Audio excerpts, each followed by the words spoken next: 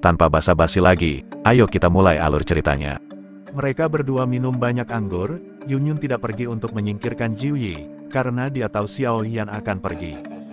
Dia tidak ingin melihat Xiao Yan pergi, dia mungkin juga mabuk. Apakah kita teman baik yang sudah bertahun-tahun tidak kita jumpai? Yunyun mengambil mangkuk anggur dan menatap Xiao Yan sambil tersenyum, matanya sudah kesurupan. Xiao Yan memandang Yunyun, dengan ketidakberdayaan bersinar di matanya, seolah-olah dia mengingat ketidakberdayaan mereka berdua. Mereka berdua tampak berusaha keras untuk saling menangkap, tetapi hasil akhirnya masih penuh penyesalan. Tentu saja, Xiao Yan menjawab dengan lembut. Sepertinya mereka hanya berteman. Mungkin tidak ada yang berharap bisa sampai ke tempat mereka hari ini, dan cerita di antara mereka seharusnya berakhir di benua Douki. Tetapi mereka tampaknya tidak dapat melepaskan satu sama lain, sama seperti Xiao Yan masih memilih untuk bertemu Yunyun, sebelum dia pergi. Kamu baik-baik saja. Omong-omong, aku juga telah memimpikannya pegunungan Warcraft beberapa kali, dan aku juga memimpikannya kamu Yunyun, dan aku ragu untuk berbicara. Xiao Yan menatap Yunyun dengan pipi memerah, dan tidak pernah tahu perasaan Yunyun padanya. Itu karena dia cuek tahun lalu, dan Yunyun membawa misi sekte. Tidak ada yang salah, tapi mereka hanya bertemu satu sama lain di waktu yang tidak tepat. Nasib terkadang begitu indah, seolah-olah beberapa orang ditakdirkan untuk melewatkannya. Apakah ini mimpi? Mata Xiao Yan sedikit linglung, dan saat Yunyun mengangkat tangannya lagi, segala sesuatu di sekitarnya berubah dengan cepat. Air terjun tua muncul di depan tangan Yunyun yang memegang ikan bakar yang sudah dia makan beberapa suap. Dia masih ingat dengan jelas bahwa ini adalah pertama kalinya dia memanggang makanan. Melihat ikan bakar hitam arang di tangannya, Yunyun tersenyum kecut. Xiao Yan benar-benar memakannya saat itu benar-benar membuatnya terkejut. Pemuda di depannya sedang menatapnya, meski penampilannya menjadi hijau, tapi matanya tidak bisa diubah. Tubuh Yunyun sedikit gemetar, dan firasat buruk dengan cepat menyebar, pipinya memerah, dan kemudian secara bertahap memanas. Matanya yang awalnya lincah menjadi buram pada saat ini, dan leher angsanya yang indah berubah menjadi merah. Xiao Yan, saya merasa ada yang tidak beres, saya hanya merasa tubuh saya panas, dan saya melihat Xiao Yan dengan mata kabur, seolah-olah saya tidak tahu apa yang terjadi saat ini. Ada yang salah. Xiao Yan tersenyum kecut, dan dia juga memegang beberapa suap ikan bakar di tangannya. Ini bukan bumbu untuk ikan bakar, semuanya sepertinya kembali ke gua itu. Hanya saja meskipun Yunyun merasa sedikit kabur saat ini, kesadarannya jelas, membuat dia tahu bahwa ini sepertinya hanya mimpi, karena ini bukan pertama kalinya dia kembali ke sini dalam mimpi. Sepertinya dia sangat mabuk sehingga dia bangun. Dia bahkan secara kasar ingat bahwa dia sedang minum dengan Xiao Yan sekarang, dan segala sesuatu yang tiba-tiba muncul di depannya, dia pikir itu adalah mimpi. Yunyun berdiri terhuyung-huyung, lengan Xiao Yan tiba-tiba melingkari pinggang Willow yang lembut dan ramping itu, tubuh naluriahnya sedikit membeku. Tapi kali ini, dia tidak berbalik untuk menamparkan Xiao Yan, tetapi jatuh ke pelukan Xiao Yan. Akan sangat bagus jika obat pada saat itu lebih kuat, bahkan Yunyun menghidupkan kembali kalimat itu, jika sesuatu benar-benar terjadi di antara mereka, mungkin mereka tidak akan melewatkannya. Yunyun hanya mengenakan rok polos, Daoran siap untuk keluar. Dia tidak menolak telapak tangan Xiao Yan, dia tidak tahu itu pantas, dia sudah melepaskan ikat pinggangnya. Tubuh keduanya sangat panas sehingga mereka terbelah, dan mereka terengah-engah karena udara panas di antara hidung mereka.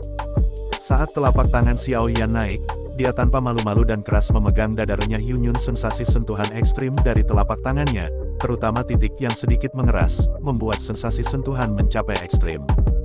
Dengan Yunyun bersenandung ringan, suasananya tak terbendung. Kenapa kamu belum bangun? Yunyun bergumam di dalam hatinya, karena meski ada mimpi sebelumnya, pamannya tidak lebih dari itu. Tapi mimpi ini benar-benar membuatnya merasa begitu nyata. Perasaan tidak berdaya di sekujur tubuh semakin kuat, dan tubuh yang panas sepertinya tidak terkendali sukun tampaknya karena kulitnya terlalu halus, secara alami terlepas dan lembut dan dipotong tinggi, benar-benar terbuka. Lengan kuat Xiao Yan langsung mendorongnya ke bawah tubuhnya. Mata keduanya bertemu, panas dan kabur, seolah-olah mereka benar-benar kehilangan akal. Kegelapan gua dan tubuh putih membentuk kontras yang sangat besar. Telapak tangan meluncur dengan lembut dan tepat di atas kulit halus. Tubuh halus Yun Yun bergetar sedikit, bibirnya yang hangat dan lembut mengeluarkan seutas benang sutra. Dia bahkan merasakan benda keras menekan perut bagian bawahnya. Yun Yun tanpa sadar mengangkat pinggangnya. Melemparkan begitu nyata Yun Yun bergumam dengan suara rendah, tapi Xiao Yan sepertinya mengabaikannya. Hal-hal telah terjadi seperti ini, Yun Bu benar-benar santai, karena dia belum bangun, biarkan mimpinya berlanjut. Persetubuhan Yin dan Yang Guru yang berapi-api hanya sesaat. Tiba-tiba ada suara senandung genit di dalam gua, dan Yun Yun membalikkan punggungnya. Dikabarkan bahwa dia masih memiliki raja dari sekte Yunlan dalam temperamennya, ya, kebanggaan semacam itu, jadi dia menekan suara yang tidak terkendali di dalam dirinya, tenggorokan sebanyak mungkin. Gelombang demi gelombang guncangan membuat Yun Yun berangsur-angsur kabur, dan perasaan itu meningkat, dan kemudian pecah lagi ketika berada di ambang batas.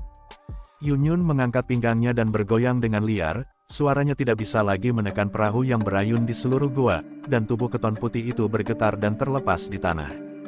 Dan serangan anti-inflamasi tidak berhenti lagi dan seterusnya. Meletakkan tangannya di leher Xiao Yan, dia mulai membelai punggung kokoh Xiao Yan dengan telapak tangannya. Yun Yun telah membayangkan perasaan seperti itu, tetapi dia tidak pernah berpikir bahwa itu akan sangat luar biasa. Tampaknya segala sesuatu tentang Xiao Yan ditutupi dengan tubuhnya, dan pada saat inilah dia menjadi satu dengan Xiao Yan. Kulit Yun Yun putih, lembut, dan tidak ada bekas lemak di perut bagian bawahnya, puncak besar dan lurus penuh elastisitas, namun lembut, dan terasa luar biasa. Yuan Yuan memegangi wajah Xiao Yan dan menciumnya dengan ganas. Dan alasan ini sekali lagi membuat Xiao Yan mendapatkan kembali kekuatan bertarungnya, dan dengan gila mendorong pinggangnya ke atas. Suara itu bergema, dan seluruh gua bertahan lama. Ini sangat bagus. Mimpi ini mendung, tapi perasaan ini membuatnya merasa sedikit enggan, jadi dia enggan bangun. Saya tidak tahu sudah berapa lama berlalu, dan ada suara gemuruh di telinga saya, ini adalah suara air, dan suaranya semakin keras dan kecil. Yuan Yue perlahan membuka matanya, lalu duduk dengan tiba-tiba, dan menemukan ada banyak toples anggur kosong di sampingnya yang tergeletak di atas meja. Bangun, hanya saja wajah Yun Yun masih memerah saat ini, dan ekspresi kesepian muncul di matanya, karena Xiao Yan, yang berada di hadapannya, telah menghilang. Apakah dia pergi? Dan seterusnya, Yun Yun segera melihat catatan di atas meja. Kemudian Yun Yun segera mengambil catatan itu, melihat isi catatan Yun Yun, rona merah di wajahnya menjadi semakin intens. Kali ini kamu tidak menolak ceritaku belum berakhir, tetaplah kuat, lakukan apapun yang kamu mau, ketika semuanya mereda, jika kamu mau, aku akan datang kepadamu lagi. Ceritanya bersambung. Yang sudah support dengan like dan subscribe, Mimin ucapkan terima kasih.